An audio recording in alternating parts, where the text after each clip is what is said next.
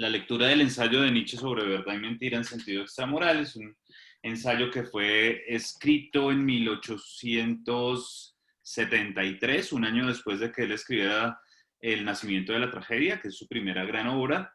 Nietzsche es muy joven en esta época, tiene menos de 30 años, y muchas de las cosas que Nietzsche dice acá son resultado también de lo que él ya dijo en El nacimiento de la tragedia. Entonces voy a hacer referencia muchas veces a esta obra para complementar algunos puntos.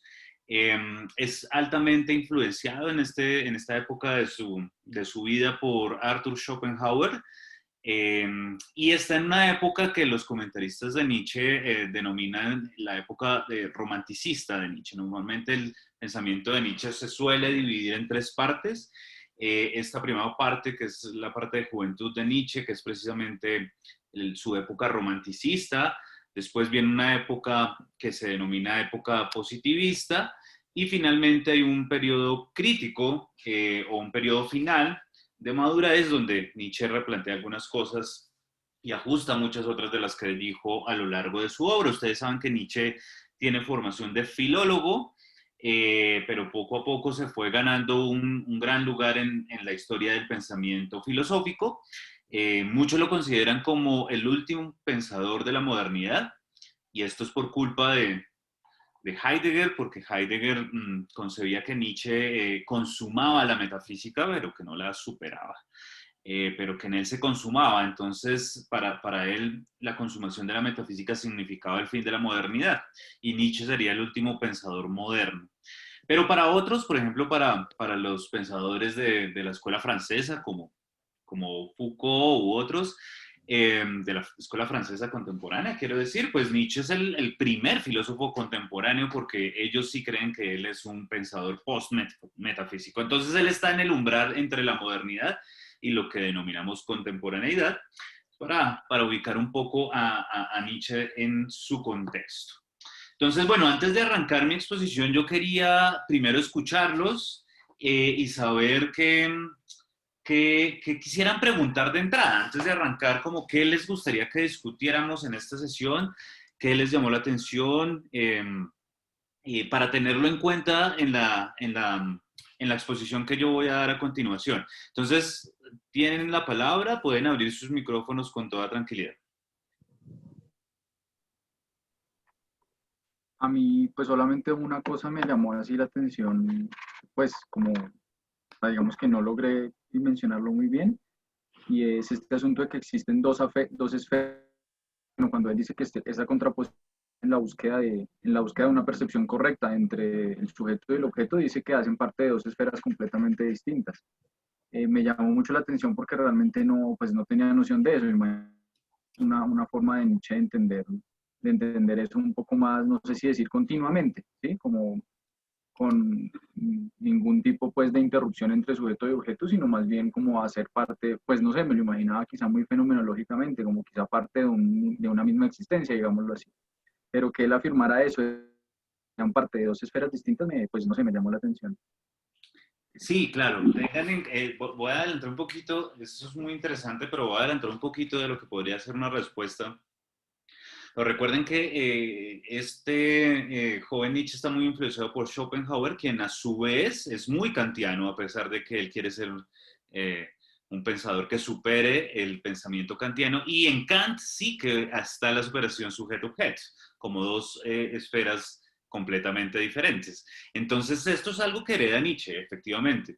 Digamos que uno puede ver allí que muchos rasgos kantianos en este ensayo de Nietzsche, a pesar de que Nietzsche, él se cree un crítico de la cultura y de toda la tradición filosófica, y por supuesto Kant tiene un rol muy protagónico en esa tradición, pero tiene mucho de kantismo este ensayo. Sin embargo, lo novedoso es la introducción quizás del elemento lingüístico, que no está presente en las reflexiones anteriores. Acá el lenguaje cobra una importancia fundamental, y quizás muchas de las conclusiones a las que Kant podría sentir, pues Nietzsche llega a las mismas conclusiones, pero a través de una crítica y de un análisis muy profundo del lenguaje y de la relación lenguaje-moral, que ya vamos a analizar. Entonces, bien, eso es muy interesante. Más adelante vamos a identificar algunos pasajes donde esto es bien notorio, efectivamente. Eh, bien, ok, no sé si haya otra pregunta.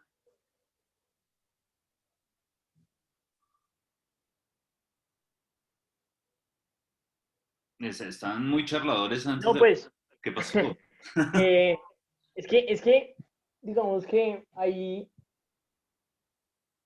digamos que soluciona, a mí se me presenta un problema cuando leo a Nietzsche y es esa incredulidad ante la razón, Ujú. ¿sí? Porque, pues, el man está hablando desde la razón en sí misma. No hacia la razón en sí misma, sino desde la razón en sí misma. Y el hombre critica la razón humana, critica la verdad, pero entonces en sí mismo el texto se convierte en una cuestión que, o sea, que él mismo está criticando y que está diciendo como no viene desde, no sé, la lógica, por decirlo así, o desde la objetividad de un discurso, sino de mis posturas morales. O sea, Ok. pues considero yo que también Kant, digo, en Nietzsche caería, o sea, si se lo toma así literalmente en lo que dice, pues cae en el moralismo, por decirlo así, de su curso. Como una Entonces, ¿cómo, especie cómo, de... cómo podemos resolver eso? Ok. Entiendo que lo que Leonardo está diciendo, usted me corrige, es que acá hay una especie de autocontradicción. Em, como la autocontradicción clásica de la paradoja del mentiroso, que es Epiménides, que es un cretense, afirma lo siguiente: todos los cretenses son mentirosos. Entonces, cuando Epiménides afirma que todos los cretenses son mentirosos, pero él es un cretense, pues se produce una paradoja lógica, porque uno no sabe entonces si lo que dice Epiménides es verdad o no.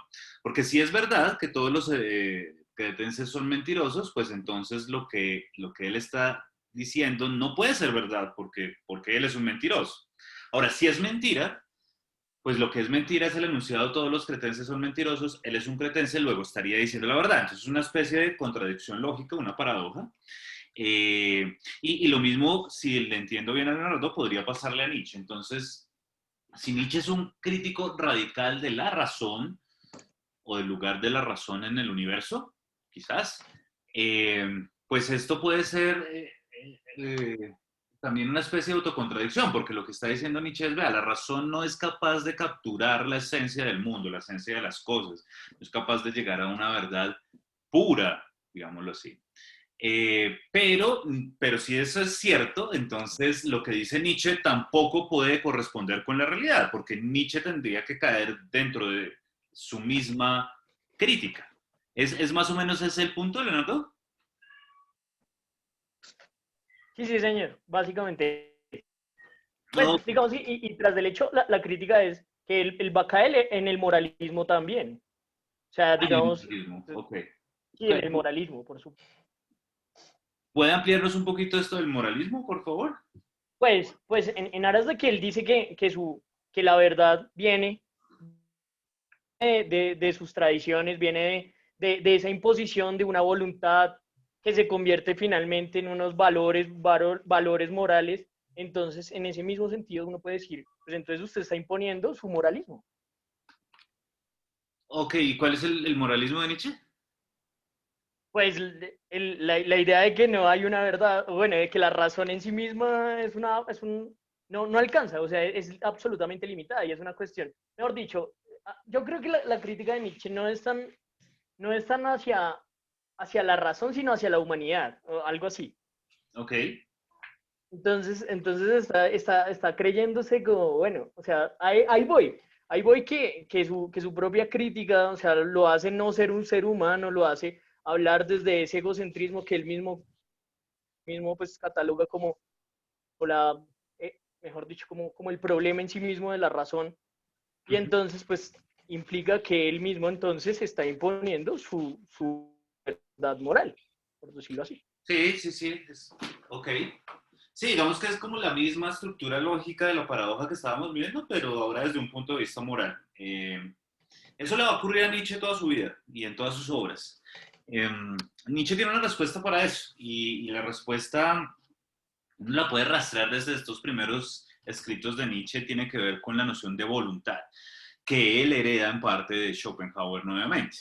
Entonces, ustedes recuerdan la expresión de voluntad de poder, y es un concepto tremendamente difícil, pero para Nietzsche todo lo que hace parte del mundo vivo es, ejerce una voluntad, ejerce un poder, ejerce una afirmación de sí mismo en la existencia.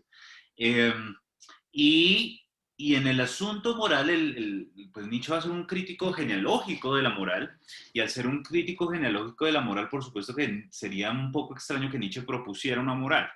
Eh, Ahora, digamos, no es que Nietzsche proponga una moral. Lo que Nietzsche en últimas va a perseguir, no es claro en este texto, él no está hablando acá de esto quizás, pero lo que él va a promover es la noción de un espíritu libre, por ejemplo.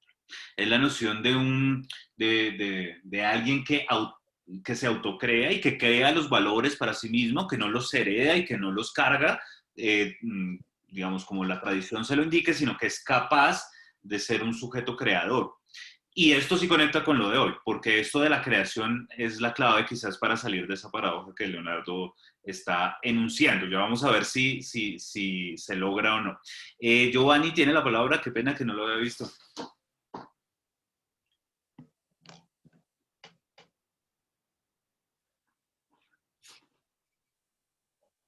Giovanni, no lo escucho.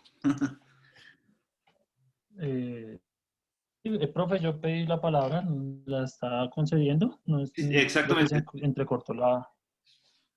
Sí, adelante, Giovanni. Sí, profe, pues dos cosas, profe, ahí como muy precisas y la primera tiene que ver con el lenguaje. Manuel Garrido en la introducción plantea que Nietzsche lo que está haciendo es crítica al lenguaje, estamos hablando del siglo XIX, pero la verdad yo me ubicaría desde el siglo XX, ¿no? Desde la filosofía analítica del lenguaje. ¿Será que sí sea válido lo que afirma Nietzsche con relación al lenguaje? Me refiero en concreto a los conceptos. Nietzsche está invalidando los conceptos como representación de la realidad, o sea, los niega tajantemente, ¿cierto? Pero, por ejemplo, yo me ubico desde la filosofía analítica del lenguaje en el descriptivismo, por ejemplo, en King, o en un naturalismo donde yo lo que veo en la realidad es una descripción, y el lenguaje es el que me fascina a mí eso. Entonces, no sé si sea, digamos, pertinente hacerle la crítica a Nietzsche desde esta corriente filosófica, pues porque claramente ahí entraríamos en discusión con la crítica al lenguaje que hace Nietzsche, ¿cierto? Esa es como la primera duda que tengo ahí, si sería pertinente criticarle, hacerle crítica desde este punto de vista. Y lo siguiente es con relación a la intuición. Nietzsche hacia el final del escrito está hablando de la intuición en contraposición al concepto, ¿cierto? Y Sí. obviamente la intuición no sería racionalidad, y es la que él, digamos, valía. Entonces, tanto así que creo que al final, por parafrasearlo, él dice, el hombre intuitivo es el que camina libremente y se va y no presta atención a esas cuestiones de la verdad. Entonces, como esas dos cosas, profe, para tenerlas presentes desde mis observaciones con respecto a la lectura, profe. Ok, bien. Es interesante lo de la filosofía analítica porque, porque en la filosofía analítica uno encuentra una gama de gente que piensa totalmente diferente entre sí. Y de hecho muchos piensan que este texto de Nietzsche es como si fuera un prólogo a la obra de Quine, que es un gran analítico. Eh, y Quine es un tipo que estaría muy de acuerdo con lo que dice Nietzsche acá. Entonces Quine describe, por ejemplo, el surgimiento del lenguaje casi de la misma forma en que lo está haciendo acá Nietzsche, claro, mucho más sofisticado, y él tiene unas herramientas psicológicas que Nietzsche no utiliza.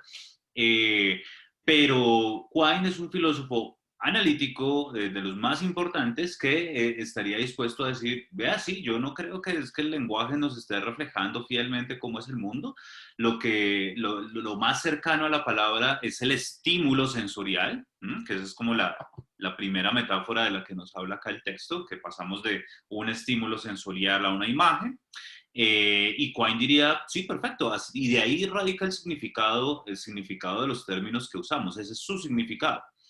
Eh, y de hecho, Quine va a decir cosas muy fuertes, como por ejemplo que los objetos del mundo, o lo que nosotros consideramos que son los objetos del mundo, no son cosas como la cosa en sí kantiana ya que está afuera, sino que los objetos, dice Quine, los ponemos nosotros. Y esto hace otra vez mucha resonancia acá con este ensayo de Nietzsche, porque recuerden que acá todo el tiempo hay una crítica, digámoslo así, a la razón, al lenguaje, de un corte muy...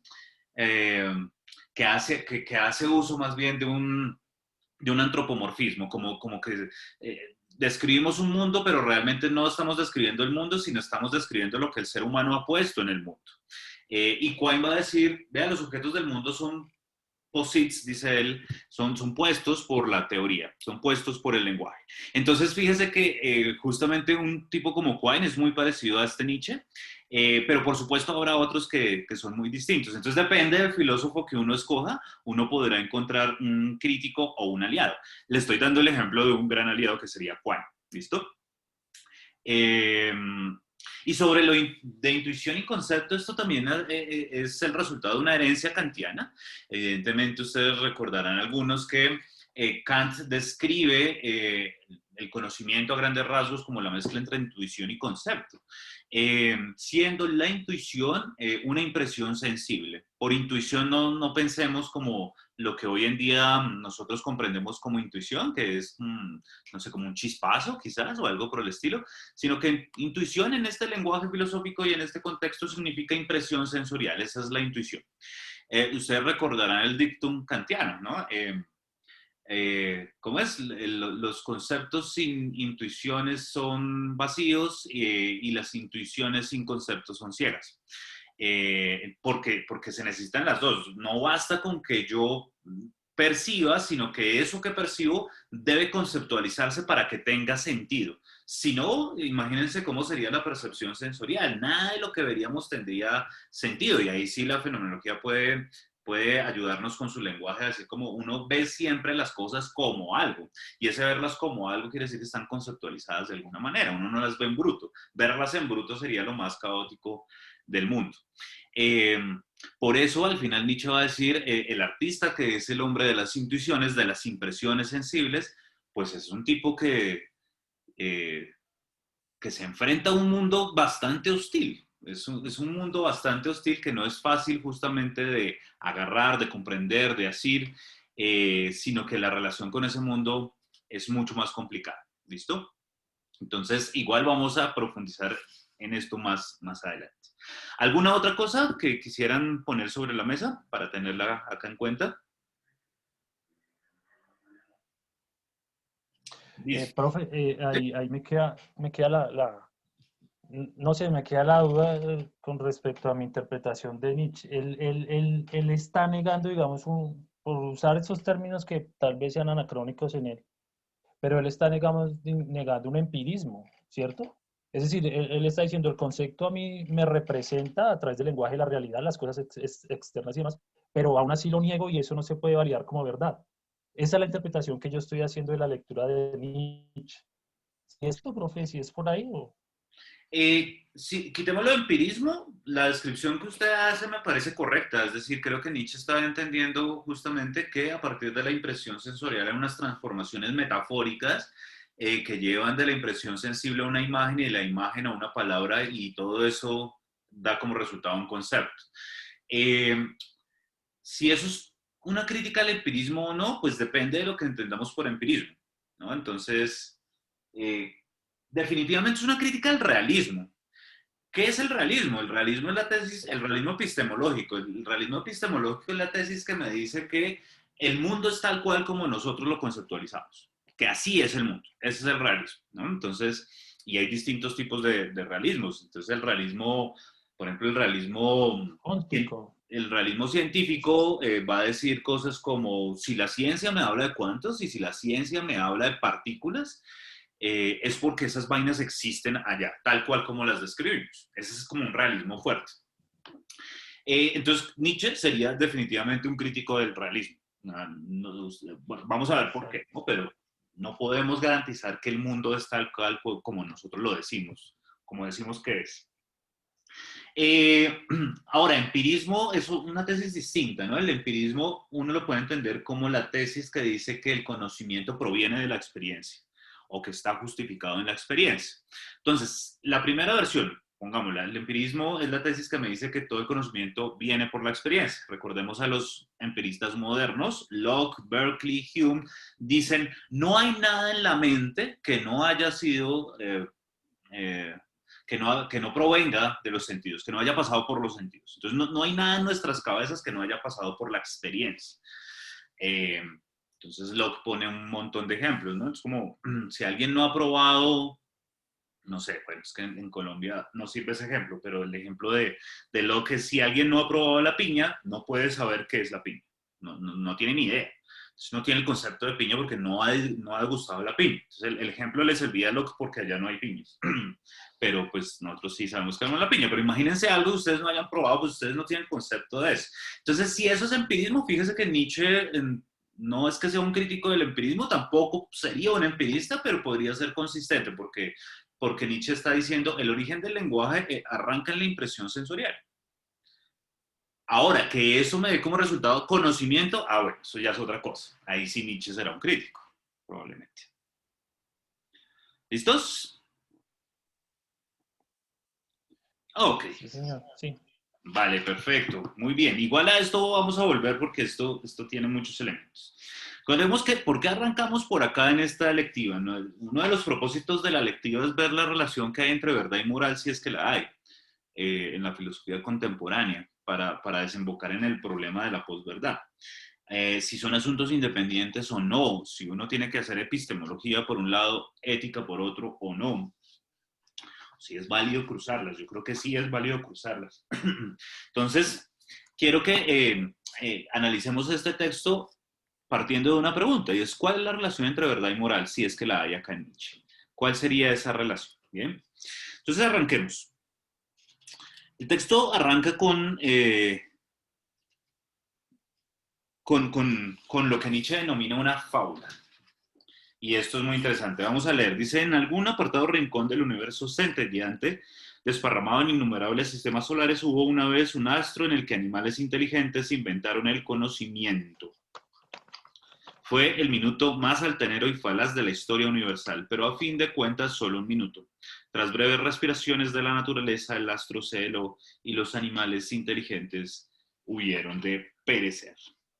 Entonces, bueno, y a continuación dice, alguien podría inventar una fábula, subrayen lo de fábula, semejante, pero con todo no habría ilustrado suficientemente cuán lastimoso, cuán sombrío y caduco, cuán estéril y arbitrario es el estado en el que se presenta el intelecto humano dentro de la naturaleza. Entonces, esta narración es una narración claramente nihilista, es una narración que apunta a que el lugar del ser humano en el universo carece de sentido. Carece de sentido, pero no tiene ninguna importancia, no tiene ningún valor. Y por tanto, si el ser humano no tiene ningún valor, pues su intelecto tampoco lo tendrá. No hay valor allí. ¿Y cómo es el modo para asegurar este nihilismo, esta carencia de sentido? Ubicar al ser humano donde le corresponde, básicamente, ¿no? Entonces, ¿dónde está el ser humano? Pues regado en un planeta, que además un planeta es un granito ahí entre muchas estrellas y constelaciones, está por allá en un rincón.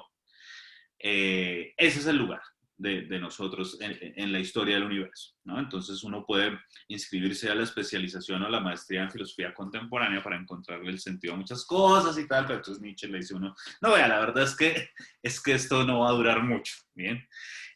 Bueno, pero hay otras cosas que vale la pena resaltar. Entonces, primero, el lugar del ser humano en el universo. Segundo, el hecho de que el conocimiento sea una invención.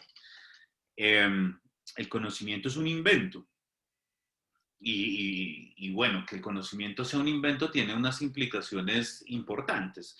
El conocimiento no es, según Nietzsche, algo que sea un descubrimiento. El conocimiento no es resultado de descubrimientos, es resultado de invenciones. Así como cuando un artista pinta un cuadro, y uno puede decir como, ok, acá hay una invención, una creación, pues el conocimiento también es una creación. Entonces, esto es muy importante. De hecho, por ejemplo, en el nacimiento de la tragedia, Nietzsche por arte entiende no solo el arte que hoy en día nosotros comprendemos, que es la música, el teatro, sino que para Nietzsche el arte es todo lo que sea producto de la invención humana. Eso es arte. Entonces el conocimiento es una forma de arte. Conocimiento es una forma de arte. En la tradición, arte y conocimiento se han separado radicalmente desde Aristóteles, incluso desde antes. Si alguien ha leído la Ética de Nicómaco, recordará que Aristóteles hace una división de las facultades intelectuales del hombre, y por un lado está la tecné, que es el arte, la tecné. Por otro lado está la episteme, que es el conocimiento. Son cosas distintas, y acá lo que está diciendo Nietzsche es, no, realmente el conocimiento hace parte, es una tecné, es una entre muchas tecné, ¿bien? Eso es importante tenerlo en cuenta. Pero es una invención, es un invento, es una ficción, justamente. Bien. Bien. Entonces, en uno de esos astros se inventaron el conocimiento, y cuando se lo inventaron fue un minuto altanero y falaz, el más altanero y falaz de la historia universal. Pero finalmente solo un minuto, porque tras breves respiraciones de la naturaleza se apagó el sol y esta gente se murió. Entonces ahí está el rasgo nihilista. Es como, bueno, el ser humano puede construir una gran cantidad de cosas de las cuales se puede sentir orgulloso, y en el nivel intelectual, todas las que quiera. Entonces Kant puede escribir la crítica de la razón pura, Aristóteles sacó toda su obra, Platón, toda la filosofía contemporánea, moderna, antigua, medieval, toda la ciencia, todo lo que quieran, eso se va a acabar. Eso se va a acabar cuando este planeta colapse, y punto. Y cuando se acabe eso, ¿qué queda? Absolutamente nada. Esa es la fábula. Y es interesante que Nietzsche llame a esto una fábula en su contexto. Quizás para nosotros hoy en día esto no sea tan claro, pero en su contexto es muy importante, porque acá ya hay unos coqueteos, por ejemplo, con unas posturas darwinistas, aunque Nietzsche tenía problemas con el darwinismo, pero en su momento ubicar al ser humano como un animal, pues era algo más o menos chocante. Y quizás para algunas personas hoy en día lo sigue siendo, ¿no? Entonces, por eso es una fábula, y por eso se habla de animales inteligentes, ¿no? No son algo que sean distintos del resto de la naturaleza, no, hacen parte de ella, son animales, y de hecho a continuación viene, cuando él habla de la soberbia del ser humano, viene una comparación con una mosca, justamente, ¿no? Entonces, dice Nietzsche, bueno, el ser humano entonces es de lo más engreído del mundo, es altanero y lo que sea, se cree el centro del mundo, eh, pero lo mismo le sucedería a una mosca, ¿no? Entonces, si pudiera hablar. Y ese condicional es muy interesante, porque lo que dice el pasaje es... pero si pudiéramos comunicarnos con la mosca, llegaríamos a saber que también ella navega por el aire poseída de ese mismo pathos, y se siente el centro volante de este mundo. Entonces analicemos el antecedente del condicional primero. Si pudiéramos comunicarnos con la mosca, entonces a la mosca le pasaría lo mismo que le pasa al ser humano, que se cree el centro del universo, ¿no? Entonces... piensen en el geocentrismo. El geocentrismo es una explicación del universo donde el ser humano está en la mitad, está en el centro, ¿no? O piensen en la narración cristiana de la creación, donde el ser humano es la culminación de la creación, es lo más perfecto, ¿no? Entonces es el centro, y Dios se hace hombres para salvarlo al ser humano, ¿no? Es bastante antropocéntrico, bastante egoísta, no, egocéntrico, ¿sí? Eh, pero entonces el condicional nos dice que a la mosca le pasaría lo mismo si pudiéramos comunicarnos con ella, es decir, si tuviera el lenguaje. Y esto es importante. Entonces, el lenguaje va a marcar una de las razones por las cuales el ser humano se cree lo que se cree. ¿Bien? Sí, María. A mí me parece una palabra interesante arriba, que es de arbitrario. Dice que está hablando del conocimiento y que no solo es estéril, sino que me parece también antesala pues de meter, va a decir todo el tiempo, y por ahí de pasadita del lenguaje. Sí, es cierto. Y lo de estéril también es importante, ¿no? Lo de estéril es, esto no produce nada. No produce, Sí. claro. Y es arbitrario, ¿no? Es arbitrario, entonces, ¿qué quiere decir arbitrario? No responde a ningún orden racional, básicamente. Listo. Cuando alguien dice, yo arbitrariamente elegí a tal persona para hacer eso, pues se me dio la gana y punto. Eso es el conocimiento. El conocimiento es arbitrario, ¿no? No es algo que responda al orden de las cosas del mundo, sino que nosotros nos lo inventamos. Y a pesar de eso, entonces somos engreídos, pero, digamos, este nivel de antropocentrismo está mediado por el lenguaje justamente. Por eso es, si pudiéramos comunicarnos con la mosca, a ella le pasaría lo mismo. Y lo que le pasa es una especie de enfermedad. Un patos es algo que se sufre, es algo no de lo cual no nos podemos desprender. De ahí viene la palabra patología, ¿no? Una patología es una enfermedad y uno no decide. Bueno, a veces uno puede decidir enfermarse, pero cuando uno se enferma ya no hay nada que hacer, ya uno no puede decir, bueno, ya no voy a estar más enfermo. No es tan fácil. Cuando hay un patos, pues es algo con lo que hay que llevar a cuestas. Bien. Se siente el centro volante de este mundo. Bien. Hasta acá, estoy apenas en el primer párrafo. Bueno, el primer párrafo termina con la alusión al filósofo como el ejemplo per se de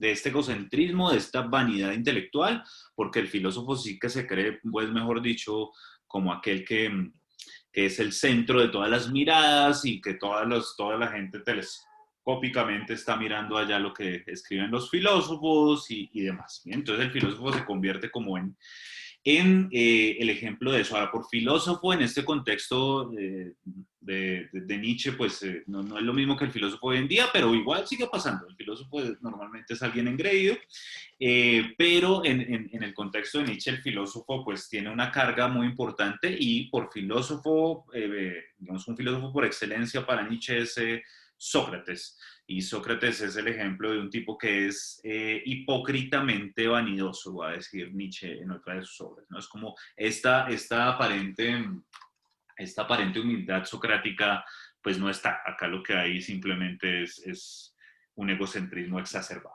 Bien. Ok, no sé si hasta acá haya algo que ustedes quieran comentar. Perfecto. Bien. Ok. Entonces, el conocimiento es una invención, somos animales, el conocimiento es estéril, no tendrá ningún fruto, nos vamos a morir todos y hasta ahí llegará la importancia del ser humano. Ok. A pesar de esto, pues entonces resulta ser paradójico que el ser humano sea orgulloso, ¿no? Y resulta ser paradójico más aún porque el conocimiento es producto del intelecto, y el intelecto, y esto también lo hereda Nietzsche de Schopenhauer, es un recurso de supervivencia y nada más, ¿no? Esa es la función del intelecto, ¿no? Y no solo eso, no solo porque uno puede decir, ok, sí, el intelecto es una forma de supervivencia, pero ¿por qué eso hablaría mal del intelecto, ¿no? Pues porque la función principal del intelecto, ¿cuál es? ¿Cuál creen ustedes? ¿Cuál es la función principal del intelecto según Nietzsche?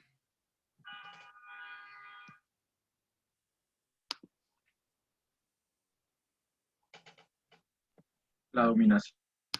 La dominación, sí, y cómo, pues, más o menos, digamos que claro, se usa el intelecto para dominar, efectivamente, pero ¿cómo el ser humano domina? Engañando. Engañando, perfecto. Entonces, la función principal del intelecto no es captar la esencia del mundo, descubrir el teorema de Pitágoras, no, realmente la función del intelecto es el engaño.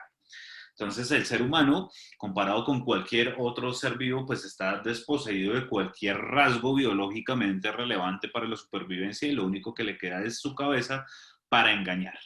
Y es a través del engaño que se logra la supervivencia, es decir, que se logra poner en ejercicio la voluntad de poder, si ustedes quieren. Es a través del engaño. Entonces, en ese sí, lo que distingue al ser humano del resto de los animales es el intelecto, es la razón. Tendríamos que decir que entonces lo que nos distingue de los otros animales es básicamente la capacidad de engañar. Y entonces, si eso es así, uno ya no se sorprende con las campañas políticas, ¿no? Porque pues esto es lo más natural del mundo, entonces, porque si esta es la esencia del ser humano, pues ¿qué puede esperar uno? El engaño es producto de la inteligencia y la inteligencia es el recurso per se del ser humano para la lucha en la supervivencia. Ok. Profe. ¿Sí? Sí, adelante. Profe, yo más, desde mi punto de vista, no diría que es tanto al engaño, sino diría más bien es la inclinación en cuanto al intelecto, en la perspectiva de Nietzsche, hacia la verdad y la verdad como engaño.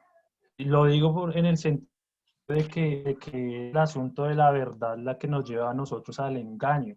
Y obviamente ahí entraría un debate, yo sí lo manifiesto abiertamente, yo sí, en ese caso estaría de acuerdo con Nietzsche, obviamente habría que ampliar la discusión y demás, pero decir, el punto central sería hacia la verdad, no tanto al engaño desde mi punto de vista, y en sí la verdad como tal, porque pues obviamente engañamos es a partir de la verdad, de la noción de verdad que se tenga, ¿no? Ok. Voy a volver la pregunta, o más bien el comentario. Entonces, ¿la verdad es una forma de engaño? Pues yo diría que se usa para engañar. No sé si sería una forma, pero es como el instrumento para el engaño. Diría yo, no, esa es mi interpretación con respecto a lo que leo en Nietzsche. Y pues no estaría de acuerdo mucho, obviamente esto hay que argumentarlo y demás, pero pues de entrada sería como esa mi afirmación, profe. Pues con relación a lo que se está discutiendo. Y pues Giovanni, como para complementar la cuestión, me parece que, que la intención de Giovanni en un principio fue decir como, es en la verdad donde existe el engaño. Entonces no es que la verdad se use para engañar, sino que el engaño es en sí mismo como no sé, como causado por la verdad. Entonces, sí, así era así, Giovanni, pues así lo entendí yo. Sí, así se puede, es una instrumentalización de la noción de verdad, porque obviamente la verdad también puede ser, digamos, una oposición al engaño, o sea, la verdad puede ser, digamos, no tengo una palabra, una salida, pues, o sea, por eso digo que eso hay que discutirlo y hay que argumentarlo mucho, y dependiendo del contexto y demás, pero así lo vería yo, no sé cómo es la cuestión ahí. A ver, porque acá, miremos el segundo párrafo del texto, el final del segundo párrafo. Fíjense que hasta acá Nietzsche no ha mencionado la palabra verdad por ningún lado, primero. Acá Nietzsche no ha dicho nada sobre la verdad. Leamos rápidamente ese segundo párrafo, quiero subrayar el final, pero el párrafo dice, es digno de nota que sea el intelecto quien así obre. El que, sin embargo, ojo, solo ha sido añadido precisamente como un recurso de los seres más infelices, delicados y efímeros para conservarlos un minuto en la existencia. ¿Listo? De la cual, por el contrario, sin ese aditamento, tendrían toda clase de motivos para huir tan rápidamente como el hijo de Lessing. Entonces, por ahora, acá el intelecto simplemente es un aditamento para poder sobrevivir, ¿no? No es otra cosa. Ese orgullo, entonces eso es lo paradójico, si el intelecto es eso, entonces ¿por qué nos sentimos orgullosos del intelecto? Entonces, ese orgullo ligado al conocimiento y a la sensación, niebla cegadora colocada sobre los ojos y los sentidos de los hombres, los hace engañarse sobre el valor de la existencia. No hemos hablado de verdad por ahora, pero sí hemos hablado de engaño. El intelecto nos hace engañarnos sobre el valor de la existencia. Entonces el intelecto nos lleva a pensar que sí, que la vida tiene un sentido, que hay un Dios y que hay lo que quiera, ¿bien? Puesto que el intelecto, proporciona la más aduladora valoración sobre el conocimiento mismo, ¿no? Entonces el intelecto engaña a través de de adular, pues, digamos, o valorar positivamente cosas como el conocimiento. Su efecto más general, ojo, el del intelecto, su efecto más general es que el engaño. Es el efecto más general del intelecto. Pero también los efectos más particulares llevan consigo algo del mismo carácter. Entonces, fíjense que acá Nietzsche nos está diciendo que el efecto más general del intelecto es el engaño. El engaño es, esto no lo diría Nietzsche así de ninguna manera, pero es como la causa final del intelecto. ¿Bien?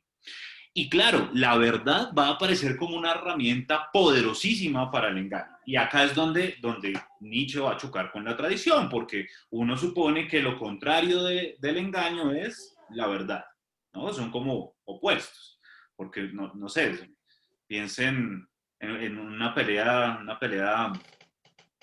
con la pareja, ¿no? No me engañe, dígame la verdad, ¿sí? No me engañe, dígame la verdad. O no me está diciendo la verdad, me está engañando, como si fueran cosas opuestas, ¿no? Y acá lo que nos va a decir Nietzsche es, pues no, es que la verdad es una forma de engaño. Decir la verdad no es evitar el engaño, es engañar de una manera muy inteligente, además. ¿Bien? Sería como, perdón, Sí. sería como la validación del engaño. O sea, la verdad es como el acuerdo y la validación, o sea, la manera de que no crezca y que no se haga tan evidente cuando el hombre empieza a relacionarse con otros. Es como suavizar la cosa. Exactamente, claro, efectivamente, la verdad va a ser un engaño consensuado. ¿No? Eso va a ser la verdad va a ser como, ok, sabemos que estos son engaños, el lenguaje es un constructo metafórico que ya vamos a analizar en un rato, y este constructo metafórico pues es engañoso, pero nos sirve acá como para hablar entre nosotros y tal, ¿bien? Eh, y ahí es donde Nietzsche va a decir, acá nacen las primeras leyes de la verdad y la mentira, o la distinción entre la verdad y la mentira, ¿bien? Ok, bien. Es interesante porque tiene que ver con algo que yo les decía ahorita. Lo que está diciendo Giovanni es interesante analizarlo porque lo que les estaba diciendo hace un rato es que para Nietzsche, por ejemplo, para este Nietzsche, para el Nietzsche, para el joven Nietzsche, el arte es una noción demasiado amplia. Es una noción demasiado amplia. Entonces, la ciencia es una forma de arte, una entre muchas. Y uno tendría que preguntarse entonces si en qué terreno está la verdad.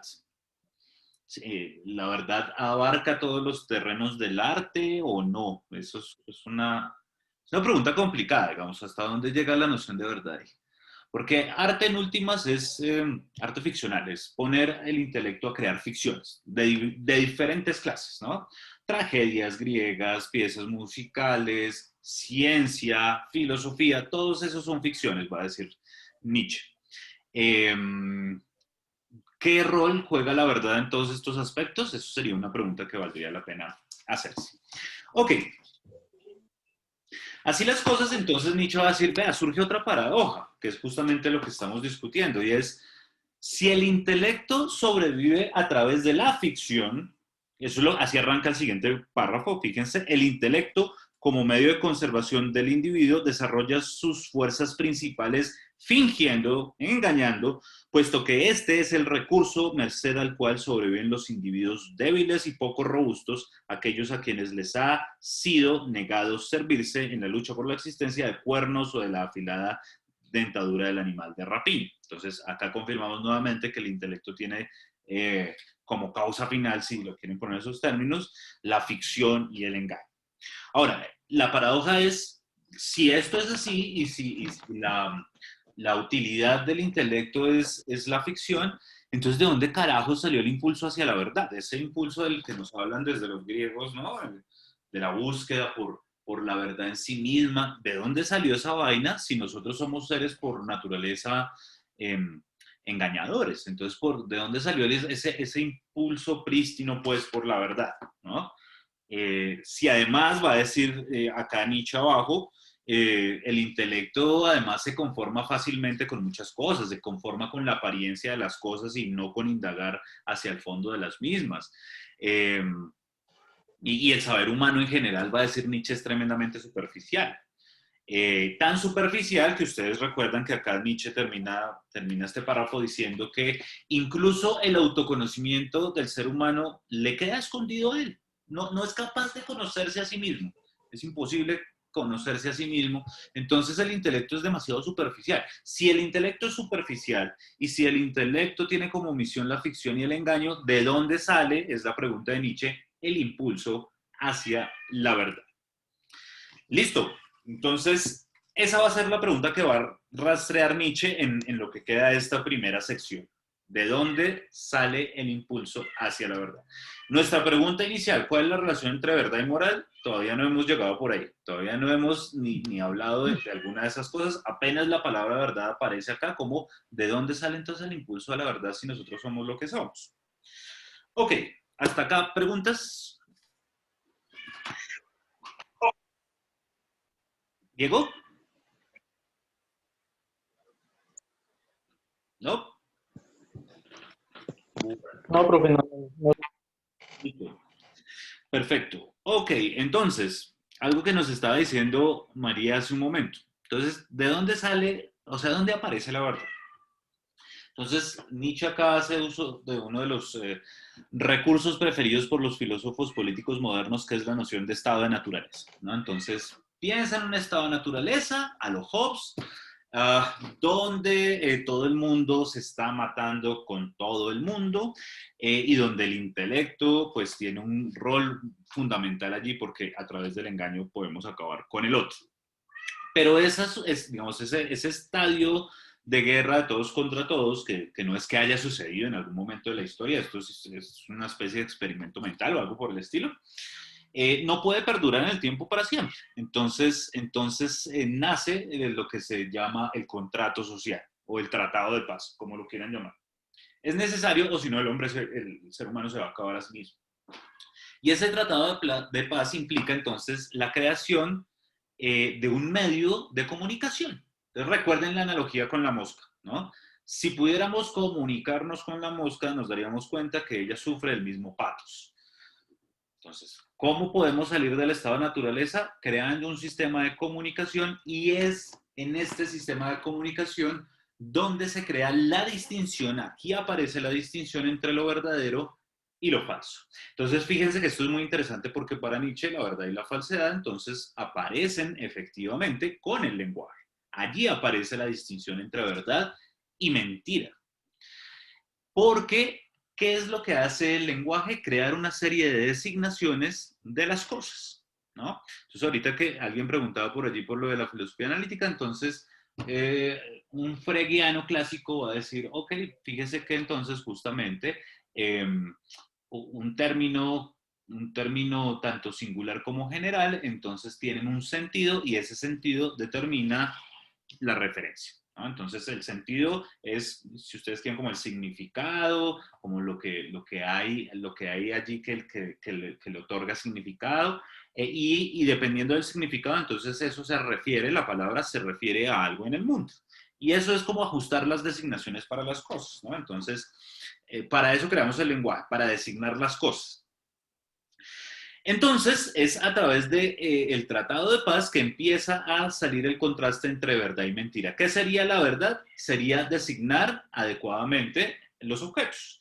Y la mentira sería designarlos de manera no adecuada. Y eso sería la verdad, digamos, designar correctamente las cosas. Si a esto decimos llamarlo libro, pues entonces yo diré la verdad cuando digo que tengo un libro en mis manos, pero les estaría mintiendo si les digo que en mis manos tengo una papaya, ¿no? Ahí los estaría, digamos, no estaría siendo fiel a la verdad, ¿no? Pero la creación de esas designaciones como libro, papaya y todos los conceptos que ustedes quieran hacen parte de un proceso metafórico bastante complejo. Bien, ahora bien, entonces, sí. Aparte de lo de adecuado, la designación adecuada también se podría pensar por aquello del estado natural, en lo consensuado, ¿no? No solo adecuado, o sea, no solo es una designación adecuada o no, que ya eso va a ser un tema, sino que sea consensuado para que se valide esa adecuación, ¿o no? Sí, de acuerdo, claro. El lenguaje es de por sí intersubjetivo, entonces, y no puede haber como un lenguaje privado o algo por el estilo, sino que si creamos un lenguaje es porque hemos efectivamente hecho un acuerdo. Es decir, antes del acuerdo de paz está el acuerdo semántico, si quieren, o lingüístico. Entonces nos ponemos de acuerdo, consensuamos en que a esto le llamamos libro, ¿sí? Yo no puedo decir, vea, esto le voy a llamar Tago y yo solito lo voy a llamar así, nadie más, pues eso no tiene sentido, eso ya no es lenguaje. Entonces, para que el lenguaje cumpla su cometido, que es el de comunicar, pues entonces todos debemos estar de acuerdo. ¿En qué? En cómo designamos las No es cosas. lenguaje, ya entendí. Sí, ya entendí. Gracias. Profe, y, ¿Sí? pero eso es precisamente lo que está rechazando Nietzsche, ¿no? Por ejemplo, él pone los ejemplos de los colores y incluso creo que cita un ejemplo auditivo de una persona que no escucha, o sea, es decir, eso es lo que precisamente está hablando él, que se designan las cosas de arbitraria y eso se ha sentado como verdad.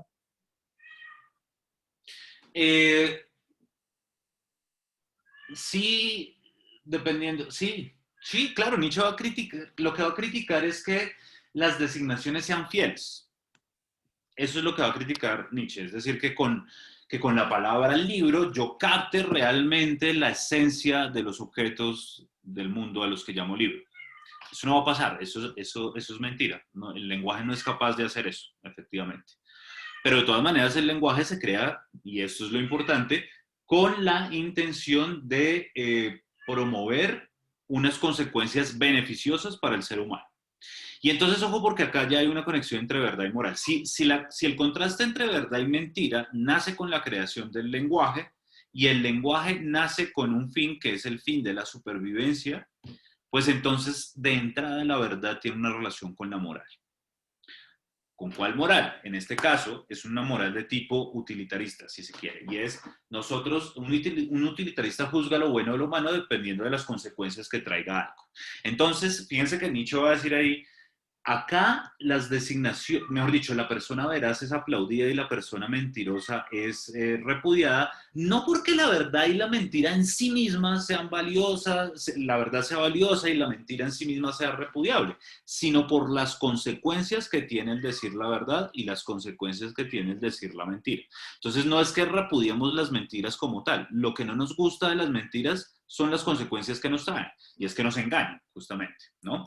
Entonces, como no repudiamos la mentira por sí misma, sino la mentira en virtud de sus consecuencias, pues entonces fíjense que el contraste entre verdad y mentira, ya de entrada, desde su nacimiento, tiene una relación con la moral, con una moral en este caso de tipo utilitarista, de tipo la consecuencia. A Nietzsche no le va a gustar el utilitarismo, él es un gran crítico del utilitarismo inglés, le molesta bastante, pero hace un trabajo como de, fíjese que si así nace la verdad, pues esta es valorada no por sí misma. La verdad no es que sea la berraquera porque es la verdad. Es buena por las consecuencias que trae. Incluso si hay verdades perjudiciales, esa es la repudia del ser humano, dice Nietzsche en un pasaje allí, ¿no? Entonces, hasta este punto, la verdad no tiene un valor intrínsecamente moral. Tiene un valor moral solo en virtud de sus consecuencias, de las consecuencias útiles. Por lo tanto, ahí el ser humano es indiferente al conocimiento en sí mismo y de hecho se presenta como hostil ante verdades incómodas. ¿Listo? Ahora bien, fíjense entonces que acá nace justamente la pregunta que va a abordar Nietzsche y a la cual hacía alusión ahorita Giovanni, ¿no? Y al final de ese párrafo 4, yo tengo marcado esto por párrafos porque tengo tradición, si quieren marcar ahí en párrafitos para que nos entendamos bien. Dice el cuarto. Yo sé. Sí, dime. Perdona, ¿podemos hacer preguntas en la mitad o esperamos? No, dale, pregunta. Pero es un poco absurdo porque es fuera del texto. Es que se te fue la última frase y dijiste la hostilidad ante las verdades incómodas. Y a mí eso me encantó. Y yo estaba pensando que entonces la gente que dice verdades incómodas es como una cosa utópica, porque está pensando en la verdad en sí misma, no en la verdad utilitaria. Porque entonces lo que la gente espera siempre es un utilitarismo de la verdad. Por eso es incómoda. Sí, de acuerdo. No es útil, claro. Gracias, perdón. Yo pensando en voz alta. No, perfecto. De hecho, ahí justamente al final del párrafo 4 es donde Nietzsche dice algo como esto. Voy a leer el final del párrafo 4. Dice, el hombre nada más que desea la verdad en un sentido análogamente limitado. Ansía las consecuencias agradables de la verdad. No ansía la verdad, ansía las consecuencias agradables de la verdad. Aquellas que mantienen la vida.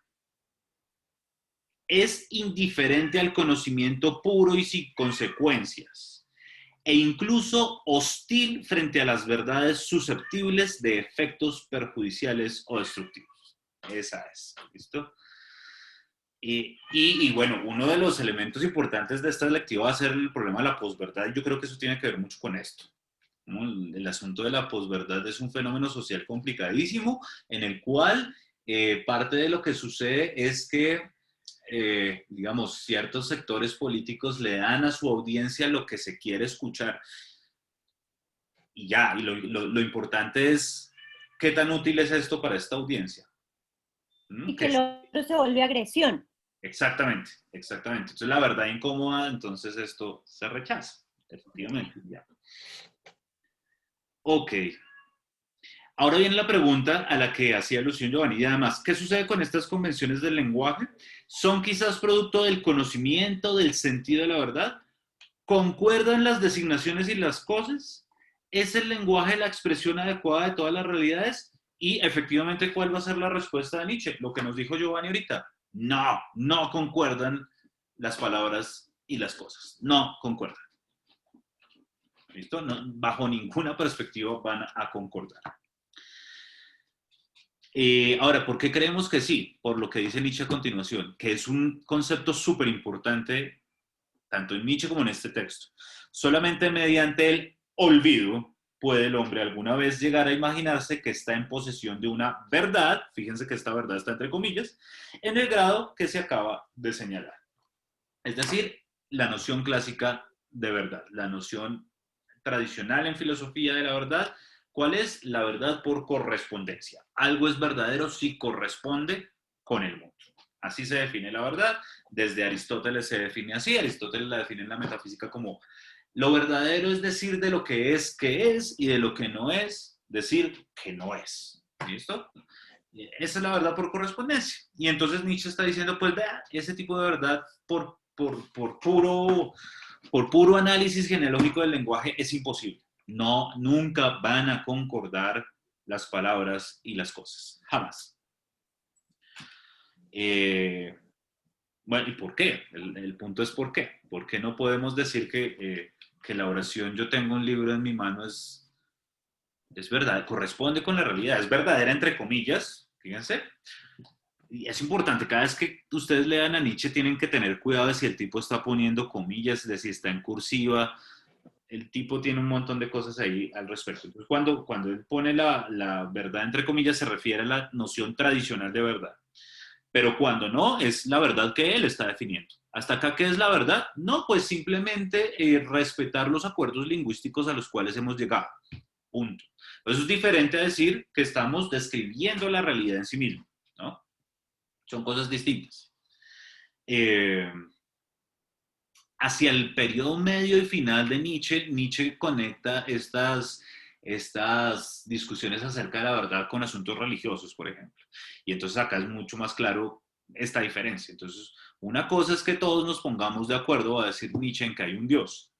Y eso significará una verdad para el creyente, pero que haya un Dios, efectivamente, eso es otro rollo, son cosas distintas, eso es otra verdad, y esta sería verdad entre comillas, ¿bien? No podemos saberlo nunca.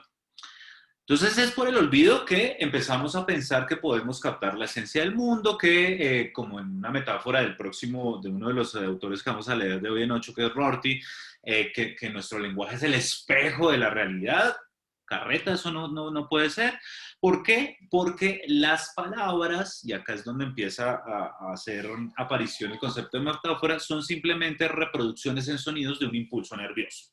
Entonces, alguien había preguntado algo sobre eso al puro principio, pero el punto es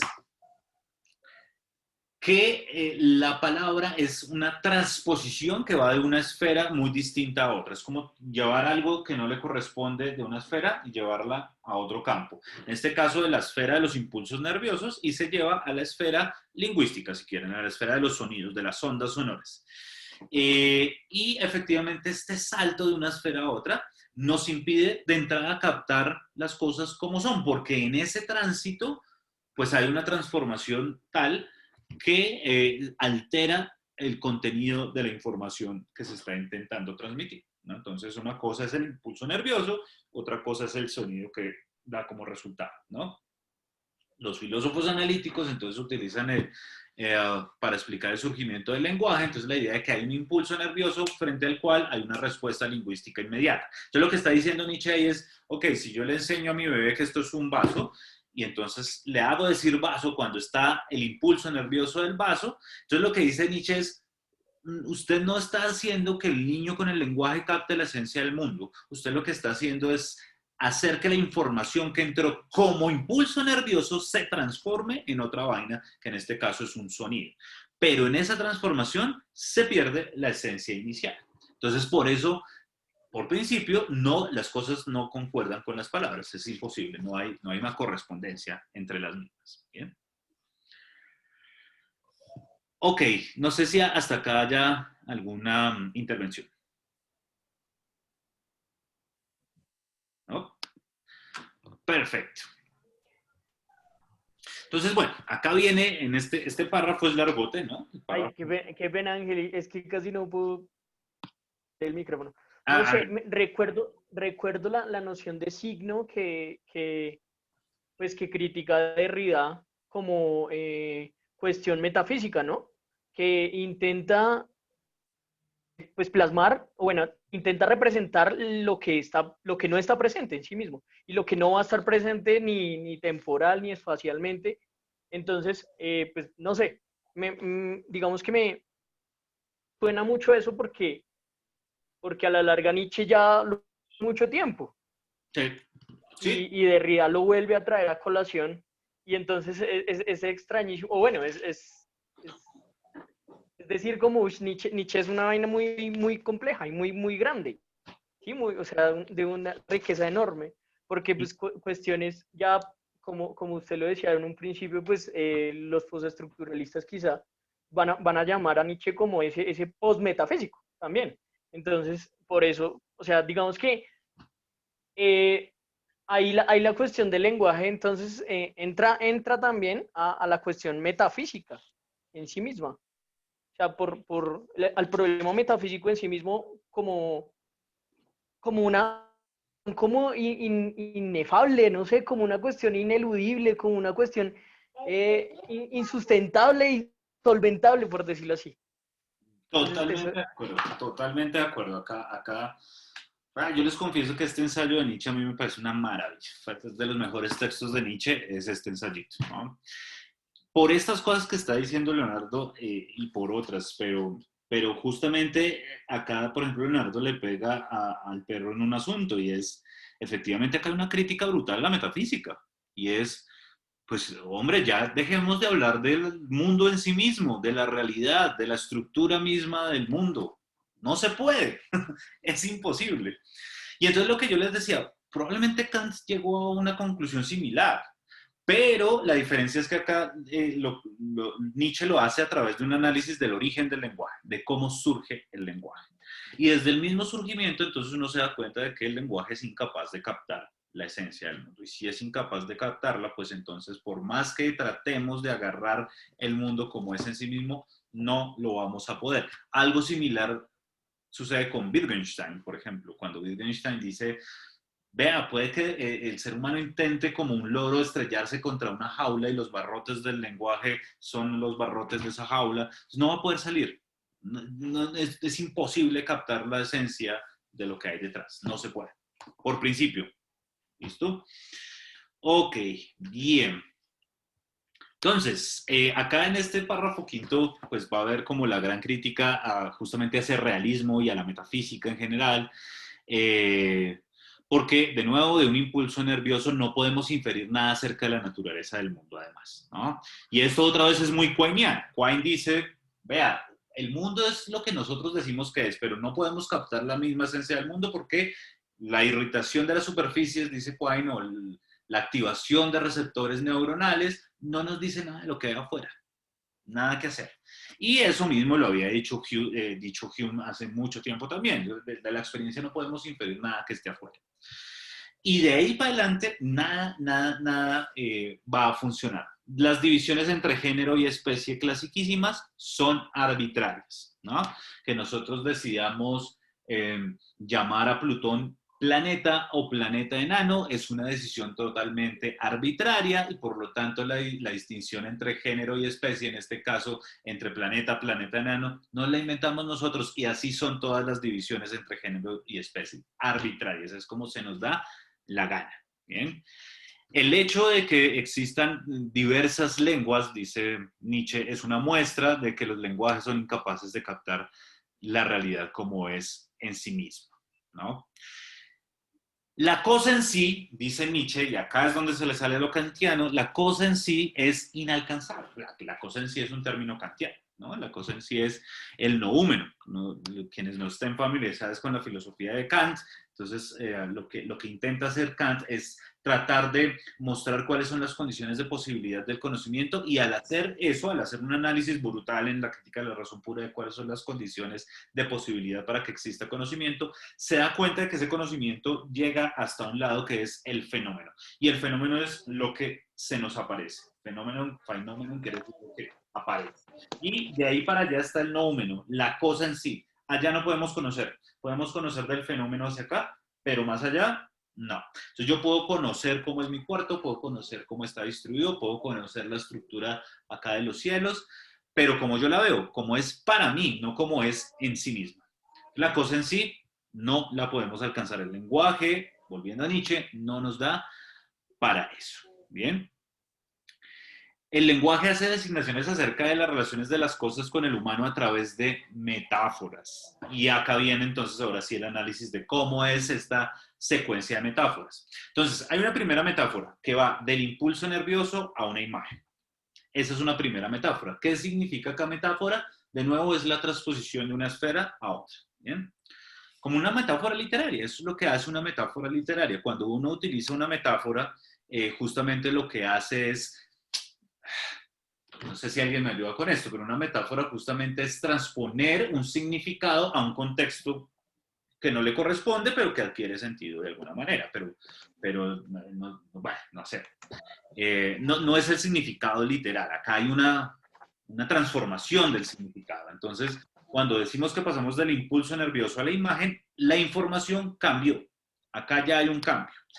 Y además hay una segunda metáfora que va de la imagen al sonido. Entonces, viene la activación sensorial, se produce una imagen en mi cabeza, digamos acá con esto, entonces yo veo una cosa, se activa algo en mi sistema nervioso, se forma una imagen y después a esto yo le digo libro.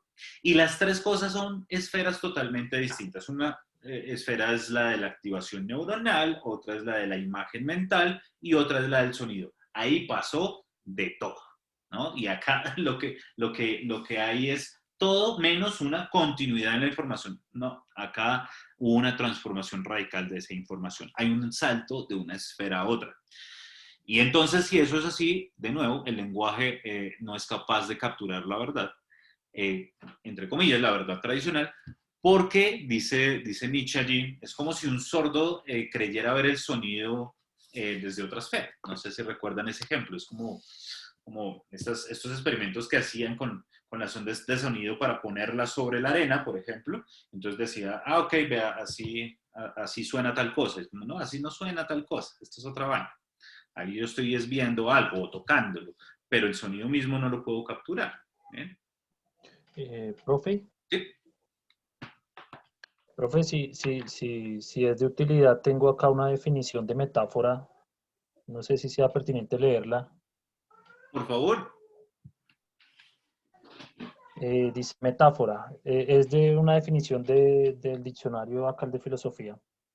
Figura del discurso o tropo en la cual una palabra o frase que tiene cierta denotación se utiliza para denotar otra cosa distinta, estableciendo así una comparación entre esas dos cosas.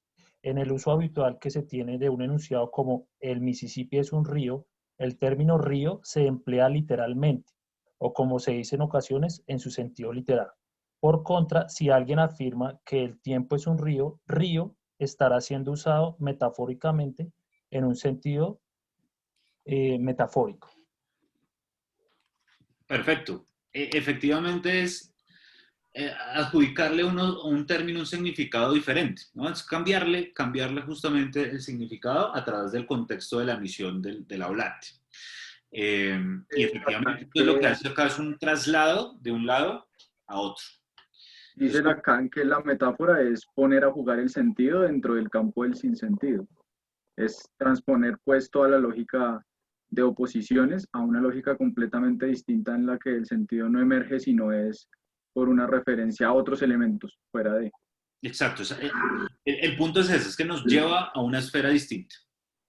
¿Listo? Entonces, por eso la construcción del lenguaje es metafórica, porque el surgimiento de una palabra, dice Nietzsche, es la seguidilla de dos metáforas. Primero, de la metáfora que va de el impulso nervioso a la imagen, y dos, de la imagen a la palabra. Y ahí hubo toda la transformación que ustedes quieran, y por lo tanto, acá tenemos todo menos la esencia del mundo, ¿no? ¿Sí es claro eso?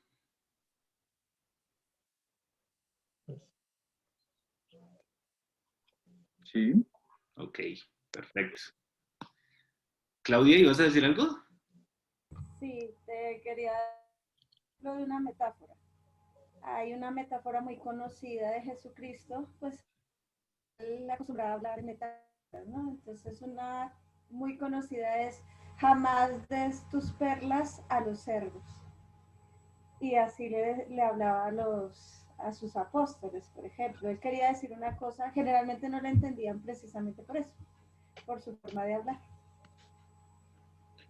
Sí, exacto. Entonces, claro, acá Jesús no está haciendo la advertencia de, oiga, no, si tiene un cerdo, pues no le dé las perras. No, realmente Jesús no quería decir eso, ¿no? Jesús quería decir, es como, no le dé la importancia que merece a tales asuntos o a tales personas o algo por el estilo, ¿no? Entonces, claro, utilizando un significado, lo llevo a otro lado, y justamente el lenguaje metafórico muchas veces es difícil de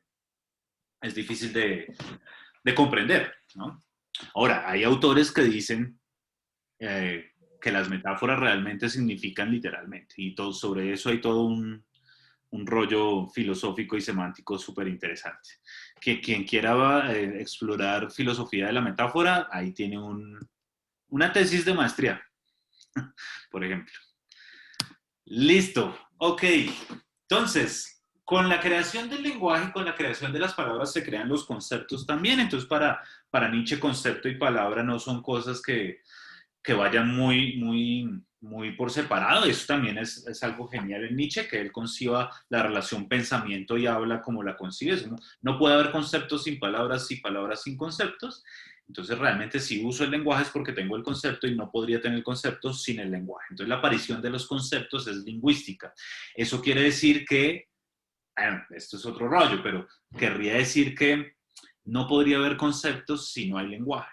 Es decir, que si alguien no está en un contexto lingüístico, no podría desarrollar conceptos. Y por lo tanto no podría pensar al menos como pensamos nosotros pensamos lingüísticamente. Y eso es muy interesante. Que muchas veces la gente piensa que el lenguaje y el pensamiento son cosas diferentes. Están desarticulados. Si lo que dice Nietzsche acá es verdad, no pueden estar desarticulados. Eso es una tesis que, por ejemplo, sostiene más adelante Donald Davidson. Dice que no puede haber pensamiento sin habla, ni habla sin pensamiento. Están completamente unidos. Ok. Ahora, ¿cómo funcionan los conceptos? Los conceptos es la manera de eliminar las diferencias particulares de las cosas que vemos en nuestra experiencia. Entonces yo puedo tener acá varios libros, y cada uno de esos libros es distinto, y es muy distinto cada uno de esos libros. Entonces, ¿qué hago yo? Elimino las diferencias particulares de todos estos libros y de los que tiene allá Luis, y una vez eliminadas las diferencias, digo, vea, esos son libros. Entonces tengo el concepto de libro. Como si haciendo eso, dice Nietzsche, pudiéramos capturar la sustancia del libro, como diría Platón, la idea del libro. El punto es que si uno le quita todas las particularidades a las cosas que pasan, ¿qué me queda?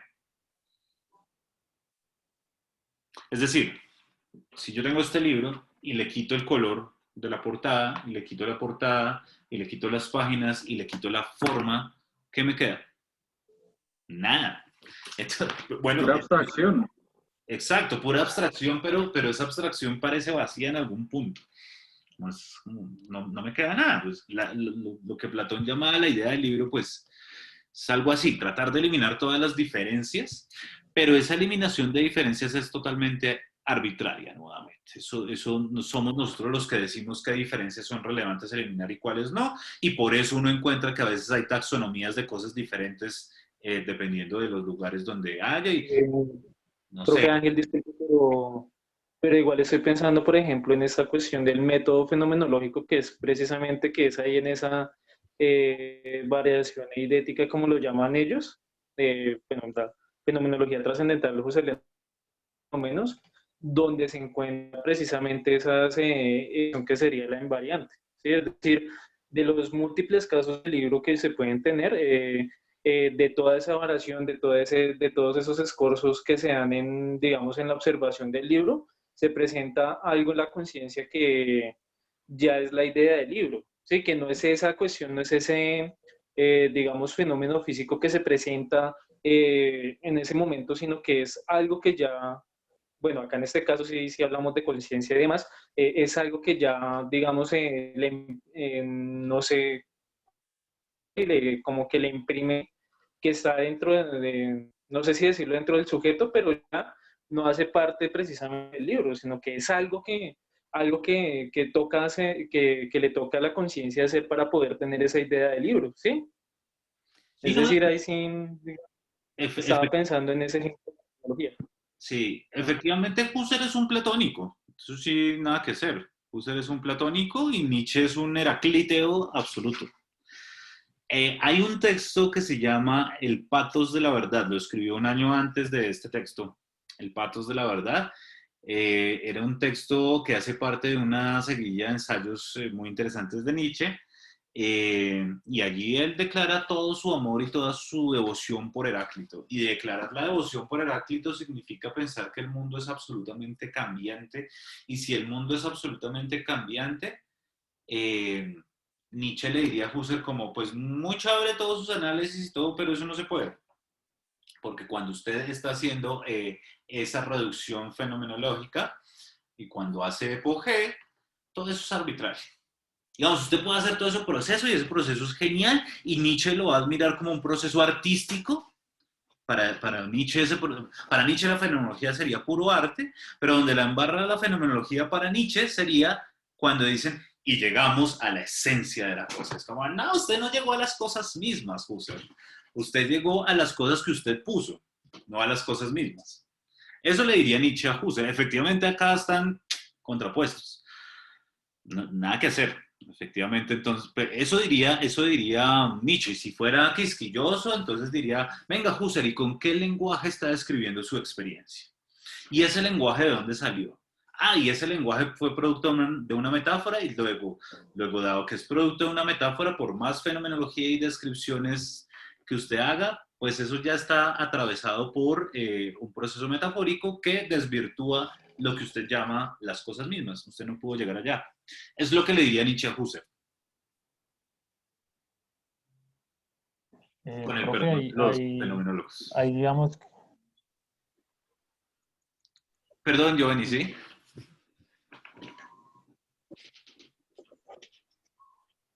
¿Quién estaba hablando? ¿Callé a sí, alguien? sí, no hay problema. Iba a importar pues, profe, yo pido la palabra, profe, ¿la puedo usar? Adelante. Profe, iba a decir que precisamente ahí está, digamos, representada la afirmación que hace Guy Deleuze con relación a la generalidad y la repetición. Ahí está representado el aporte de Nietzsche en la obra de Deleuze. Es claramente esto que se está hablando en este momento. Pero en relación a eso, a mí me entra la siguiente duda. Cuando Deleuze habla de la repetición, ¿cierto? Él la está mencionando como específicamente en el campo de las ciencias humanas. Es decir, él dice no puede haber leyes, ahí es singularidad, ¿cierto? Una ley, digamos que es una generalidad que no se puede validar, ¿cierto? Entonces, si nos cambiamos a las leyes de la naturaleza, es decir, a un mundo objetivo, donde, por ejemplo, no sé, las leyes de la física, de la mecánica, etcétera, eso sí tiene que ser una generalidad. Entonces, ahí entraría, digamos, a colación con el texto donde Nietzsche aquí está citando la naturaleza y la menciona como número y como tiempo y espacio. Sí, Es decir, aquí Nietzsche sí está hablando de las leyes propias de la naturaleza. Es sí, decir, de señor. un mundo, digámoslo, físico, por no llamarlo objetivo, ¿cierto? Pero entonces en relación a Deleuze está diciendo las leyes como tal no son válidas, no son pertinentes porque son ideas de generalidades. Claramente ahí se entiende la que está haciendo la generalidad. Entonces ahí no sé, ahí yo vería como no sé si llamar una contradicción, pero sí como algo como limitado. ¿Sí? No sé si me hago entender al respecto. Es decir, para ser concreto, se puede hacer la crítica de generalidad en las ciencias humanas, es decir, en el comportamiento del hombre y demás, pero no en la naturaleza. ¿Por qué no en la naturaleza? No, Porque yo parto del hecho, pues no yo, las ciencias naturales parten del hecho de que si hay validación de leyes generales, por ejemplo, no sé, la gravedad o en las leyes de la termodinámica son generales, ¿cierto? Por Sí, eso yo cuando estábamos leyendo a Deleuze, claramente la idea de generalidades de las ciencias humanas, es decir, el rechazo a lo particular en contraposición a lo singular es aceptable, ¿cierto? Pero en las ciencias naturales, cuando hablamos de un mundo físico, de un mundo externo, pues negar la generalidad como ley es donde yo estoy tratando de decir que no es tan completo. Esa es como mi observación. ese argumento se llama el argumento del no milagro. Es un argumento de Hilary Putnam para defender el realismo en ciencia, el realismo científico. Entonces lo que dice Putnam es, correcto. vea, las leyes científicas tienen que corresponder con la realidad porque entonces, si no fuera así, pues todo lo que ha hecho la ciencia sería un pleno milagro porque la ciencia hace predicciones. Entonces la cosa acá está en la predicción. Entonces, dado que siempre podemos realizar buenas predicciones, entonces esto no puede ser un invento, básicamente es la cosa. No puede ser un milagro, un invento. Que acá en Nietzsche no sería milagro, sino invento. Esto no podría ser un invento, no puede ser una mera creación del hombre, un invento. El conocimiento no es un invento, como dice el primer párrafo de este ensayo, porque va y mira la ciencia y eso funciona. Uno hace experimentos y funciona. ¿Qué diría Nietzsche? ¿Alguien quiere ponerse en los zapatos de Nietzsche para contestarle quizás a Giovanni? Eh, Profe, pues yo pienso que lo que se estaba mencionando acerca de Heráclito sería la pista precisamente que habría que seguir. Es decir, pues el compañero, creo que era Giovanni, mencionaba a Deleuze y precisamente Deleuze lo que está intentando hacer ahí pues en esa pequeña fragmento que nosotros leímos es mostrar, digamos, que sí es posible pensar en un cambio ontológico. ¿Sí? Es decir, ya no pensamos las cosas como algo que permanece idéntico, que digamos en ese sentido de Parménides o de Platón o de lo que nosotros estamos hablando, que puede ser simplemente una invención del lenguaje.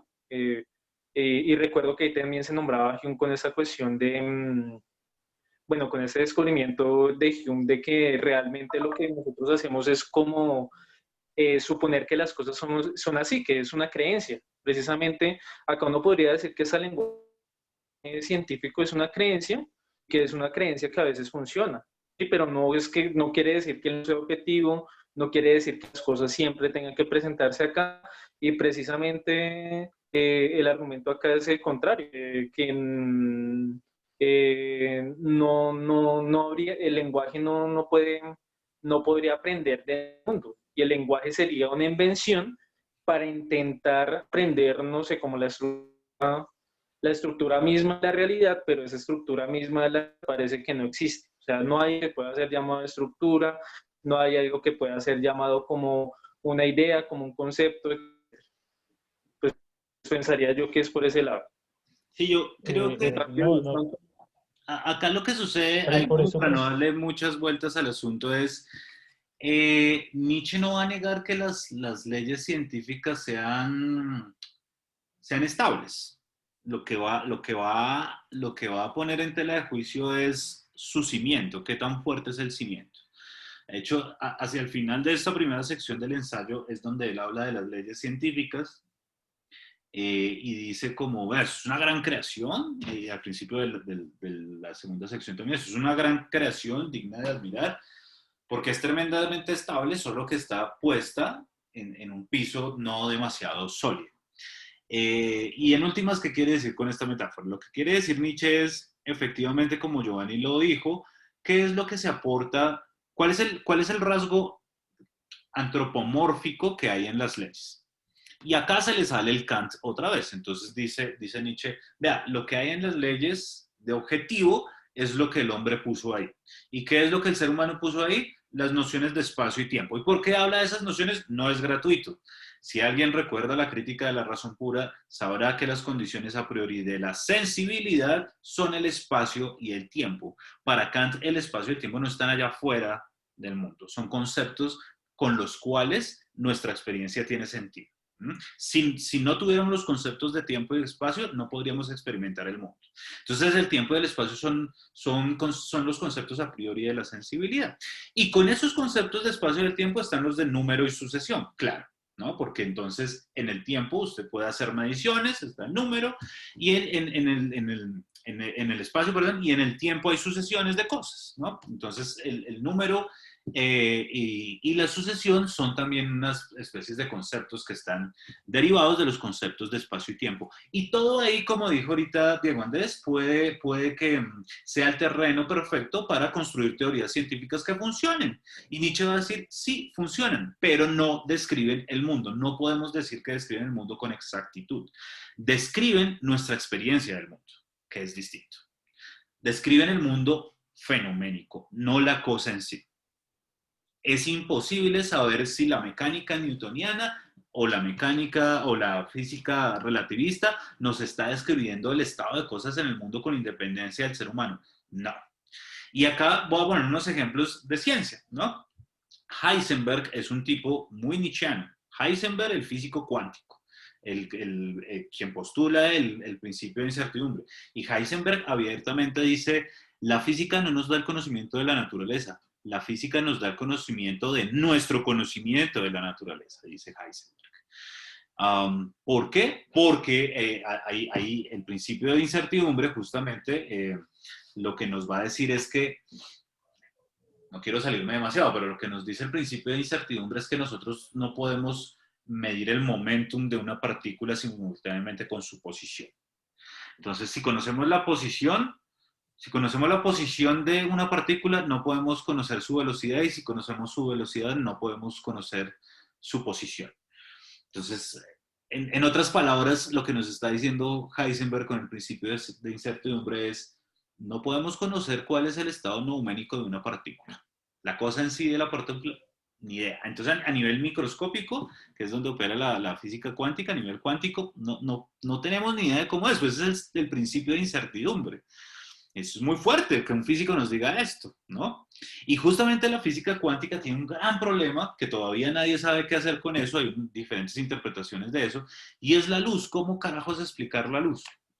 Entonces, lo que se ha mostrado es que depende del experimento que se haga, la luz es una onda o la luz es una partícula. Y es dependiendo del experimento que uno haga. Entonces, acá estoy haciendo de abogado del diablo, es decir, de Nietzsche, para decir que si estos físicos tienen razón y dependiendo del experimento que uno haga, entonces uno obtiene resultados distintos, pues acá es lo más nietzscheano del mundo. La ciencia es puramente antropomórfica. Es el ser humano el que está poniendo ahí las cosas. No es que estemos descubriendo la verdad en sí mismo. Y eso no es incompatible con que las leyes sean estables, que siempre podamos predecir los mismos hechos, que siempre funcione, que la ley de la gravedad me dice que 9,8 sobre segundo al cuadrado, entonces si voto esto va a caer a 9,8, perfecto, eso funciona perfecto, pero no quiere decir que estemos describiendo la realidad en sí misma. Esto es un escepticismo fuerte, o al menos un antirrealismo bastante fuerte. ¿Listos? Ok. Bien. Voy a saltarme algunas cosas porque estamos ya ahí con el tiempo que ponemos nosotros, ahí un poco apresurados, pero acá el olvido entonces vuelve a ser un asunto fundamental, porque hasta acá, fíjense, todavía no hemos explicado el impulso hacia la verdad, que era la pregunta que se hacía Nietzsche. Entonces, ¿de dónde viene el impulso hacia la verdad? Si el intelecto es un productor de ficciones, si las verdades son metafóricas por principio, porque las verdades están en el nivel lingüístico y el lenguaje se crea a punta de metáforas. Entonces, ¿de dónde viene ese impulso hacia la verdad? Solo se ha explicado la utilidad de la verdad, ¿no? La de mentir colectivamente, como dijo María hace un rato, creo, mentir colectivamente. Pero no hemos explicado hasta ahora pues, ese impulso hacia la verdad. Entonces, la relación verdad y moral la hemos establecido solo de manera utilitarista. Ahora, lo que pasa es que el ser humano también se olvida de que él ha decidido mentir por acuerdo. Él se olvida de que él es el creador del lenguaje. Él se olvida de sí mismo como creador. Y esto le molesta mucho a Nietzsche, digamos. A Nietzsche le parece fantástico que el ser humano explaye todas sus capacidades artísticas, pero le molesta profundamente que el olvido aparezca y que tenga como objeto al sujeto creador mismo, ¿no? Y al olvidarse el hombre de sí mismo como sujeto creador es donde nace el sentimiento y el impulso hacia la verdad. Porque efectivamente, si el ser humano olvida que él es el que se inventó todo este lenguaje y todas estas designaciones, pues entonces puede que ahí sí salga este sentimiento de la verdad. Y entonces se despierta, dice Nietzsche, estoy por allá en el párrafo 9, se despierta un sentimiento moral hacia la verdad, dice Nietzsche en ese párrafo. Ese párrafo es larguito, pero ahí lo podrán encontrar. Entonces despierta ese sentimiento moral hacia la verdad. Entonces acá viene una segunda relación entre verdad y moral. La primera tenía que ver con las consecuencias de la verdad, y eso es una relación moral, ¿no? Verdad moral. Pero hay otro tipo de relación entre verdad y moral. Ya acá la moral no tiene que ver, no es utilitarista si quieren, sino la moral es más platónica y es como, es algo que es bueno en sí, ¿no? La verdad ya no es buena por sus consecuencias, sino que la verdad empieza a ser buena o uno empieza a pensar que la verdad es buena en sí misma y por sí misma, a lo Platón, ¿no? Es como la justicia es, o la idea del bien es buena ella misma y no por las consecuencias que tengan, sino que ella misma es buena. Y ese sentimiento, digamos, hacia la verdad y esa valoración de la verdad como buena en sí misma hace que haya entonces un rechazo moral también hacia el mentiroso. Y entonces fíjense que acá hay una cosa interesante, es una pregunta que yo siempre me hago y es, este ensayo se llama Sobre verdad y mentira en sentido extramoral, pero este tipo jamás nos dice cuál es la verdad en sentido extramoral, ¿o sí? Nunca nos dice eso. Eso es un gran ensayo final de este curso. ¿Qué es la verdad extramoral en Nietzsche? ¿No? Una opción podría ser decir que la verdad en sentido extramoral sería una absoluta quimera, porque todas las nociones de verdad están atadas a la moral, sea por sus consecuencias o sea porque las pensemos como verdades que son valiosas en sí mismas. Pero no hay algo así como una verdad al margen de un sentimiento moral, sea utilitarista o sea platónico. Parece que eso no existe. O, esa es una opción de interpretación, que eso se fuera la verdad extramoral. O que la verdad extramoral es esta verdad. Y es extramoral porque no tiene sus raíces realmente en la moral. No es que la verdad sea valiosa en sí misma, no. Realmente ese sentimiento hacia la verdad nace en un asunto psicológico, el olvido. Entonces su raíz es extramoral. La raíz de la verdad es extramoral, no es moral. Es extramoral porque radica en el olvido. Esa es otra interpretación. Hay al menos dos y puede haber otras, pero Nietzsche nunca nos dice qué carajos es verdad en sentido extramoral. Bien. En todo caso, este sentimiento de la verdad viene por el olvido del ser humano sobre sí mismo como sujeto creador. Ok. El hombre se olvida que es creador de conceptos, se olvida de que el lenguaje no es más que un residuo de metáforas, de todo eso se olvida y ahí es donde nace como este sentimiento y ese impulso hacia la verdad, si no, no existiría. Y esto es muy importante, ese olvido sí tiene una función importante de todas formas, y es que si no fuera por ese olvido, dice Nietzsche, el ser humano no estaría tranquilo, no viviría tranquilo. viviría inseguro. ¿Por qué? Quizás por algo que Giovanni estaba diciendo hace un momento, porque es que las leyes de la naturaleza le dan a uno seguridad y le dan a uno estabilidad y le permiten a uno vivir bien y tranquilo y demás. Y entonces el olvido tiene una función psicológica tremenda, porque si uno no olvidara, uno no podría vivir, básicamente. En todos los aspectos que hemos visto el olvido. Por ejemplo, cuando se crean los conceptos, nosotros olvidamos las particularidades de las cosas para poder armar el concepto. El ejemplo del libro. Si quiero armar el concepto del libro, tengo que olvidar todas las diferencias que tienen todos los libros para llamar a eso libro. Y si no fuera así, uno sería como Funes, el memorioso. No sé si han leído ese cuento de Borges. En Funes el memorioso, este tipo no tiene capacidad de abstracción. Funes no puede abstraer. Tiene una memoria impresionante, pero él no puede abstraer. Entonces, cuando él ve dos hojas, de hecho es el ejemplo de Nietzsche, ¿no? Cuando él ve dos hojas, él no ve dos hojas, él ve dos cosas totalmente distintas y a cada una le pone un nombre. Porque no puede eliminar las diferencias, y al no poderlas eliminar, entonces él no ve dos hojas, ve dos objetos completamente distintos. Entonces a cada una cosa de estas no sería un libro, sería una cosa radicalmente distinta, y este tipo se puede volver loco, porque imagínense cómo sería la vida de alguien que no pudiera hacer ningún tipo de abstracción. Entonces el olvido cumple una función psicológica importantísima que le da tranquilidad al ser humano. Si no fuera por el olvido, no podríamos vivir. Eso lo dijo Nietzsche antes que Freud. Entonces, muchos dicen que Freud ha plagiado a Nietzsche, de hecho. Ok. Una cosa importante es entonces cuál es la relación entre sujeto y objeto, que es una de las preguntas que hicieron por ahí. La relación entre sujeto y objeto, estoy en el párrafo 10, es decir, en el último párrafo, sí, en el último párrafo, en el penúltimo párrafo de la sección 1. La relación entre sujeto y objeto ya no puede ser una relación de correspondencia. Entonces, lo que tiene el sujeto acá en la cabeza no corresponde con lo que hay allá en la realidad. Ya eso se perdió. Entonces, ¿qué tipo de relación tenemos con el mundo? Esto es muy importante. Yo quería, es el tiempo nunca le da uno con Nietzsche, pero voy a leer una parte, es como a la mitad del párrafo 10, más o menos. Voy a leer acá. Dice Nietzsche, pero por lo demás, la percepción correcta, estamos otra vez en este problema, es decir, la expresión adecuada de un objeto en el sujeto, me parece un absurdo lleno de contradicciones. Esa fue la pregunta que hicieron, de hecho. Un absurdo lleno de contradicciones. Puesto que entre las dos esferas absolutamente distintas, como lo son el sujeto y el objeto, no hay ninguna causalidad, ninguna exactitud, ninguna expresión, sino a lo sumo, y ojo, esta es la relación sujeto-objeto, una conducta estética.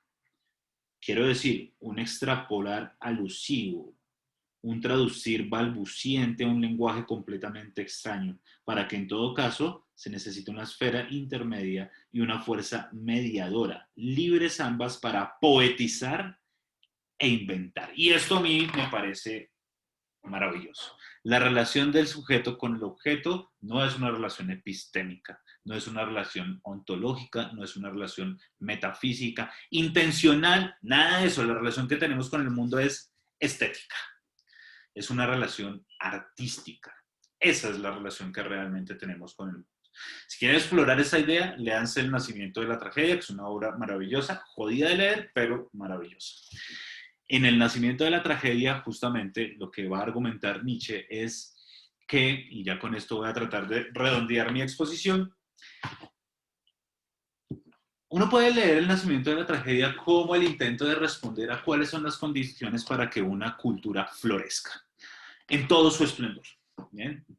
Nietzsche es un romanticista en esta época, y él ve en los griegos la respuesta, por eso es un romántico. Entonces ve Nietzsche en Grecia la respuesta, y él va a decir, para que una cultura florezca adecuadamente tienen que convivir dos impulsos, el impulso apolíneo y el impulso dionisíaco, haciendo alusión al dios Apolo y al dios Dionisio. Donde Apolo, o el impulso apolíneo es aquel tipo de creador de una ilusión de orden. Entonces, eso hace la ciencia y eso hace el creador del lenguaje en inicio. Entonces, lo que hace es una ilusión de que todo está en orden y por eso el científico hace unas leyes que están totalmente relacionadas entre sí, hay orden, no hay caos. Pero el impulso dionisíaco, acá viene el dios Dionisio, es todo lo contrario. Es otro tipo de inventor, no inventor de orden, sino el que destruye todas las maravillas que hace Apolo.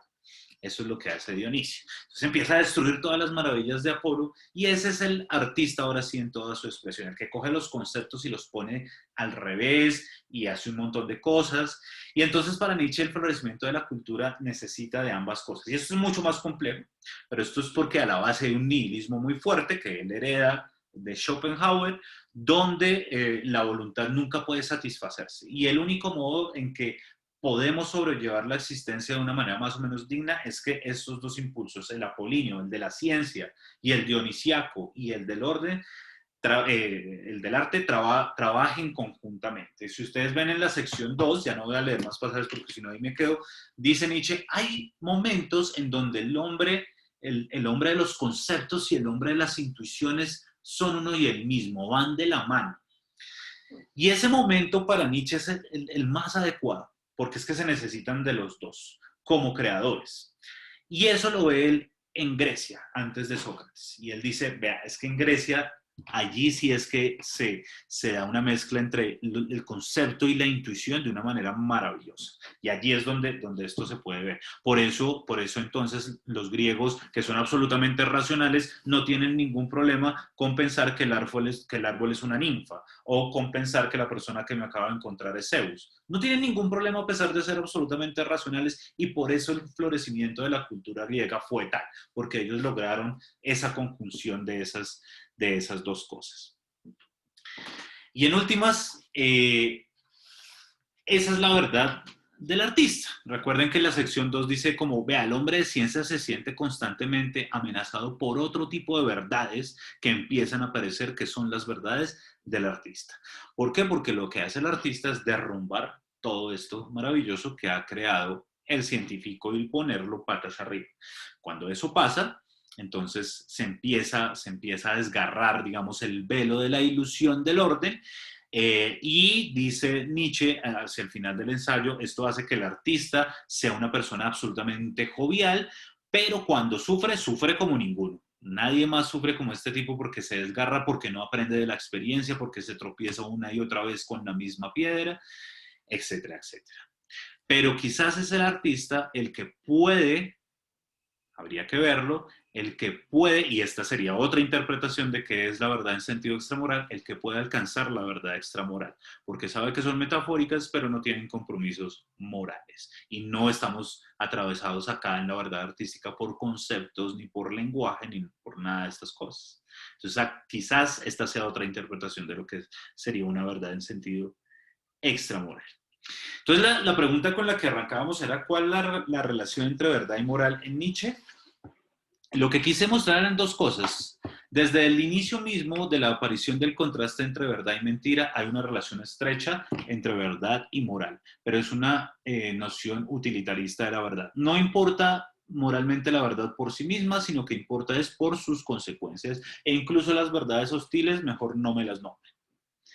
Después aparece otra relación entre verdad y moral, que está atravesada por el olvido.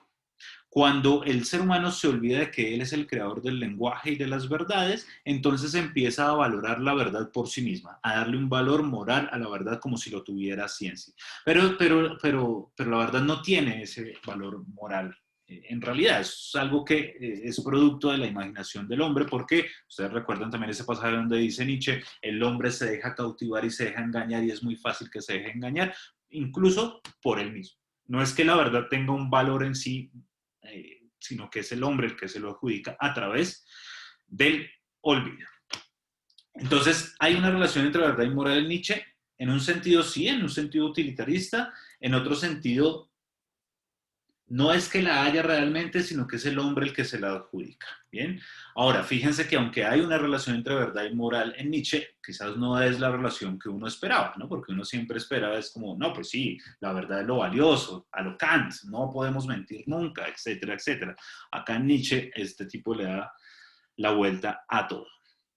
Bueno, preguntas, nos quedan algunos minuticos como para terminar y yo ya he hablado mucho. Entonces, no sé, los escucho.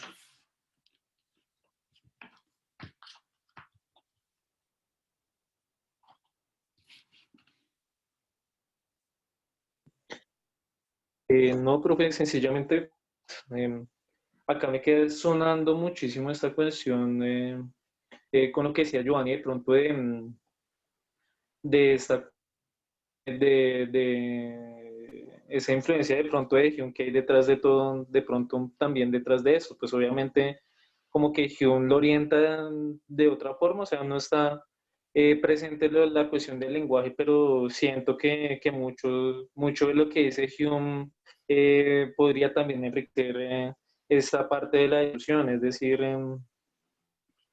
no sé, Sí, sentía eso, que Hume acá también podría tener como un eco acá en esa parte.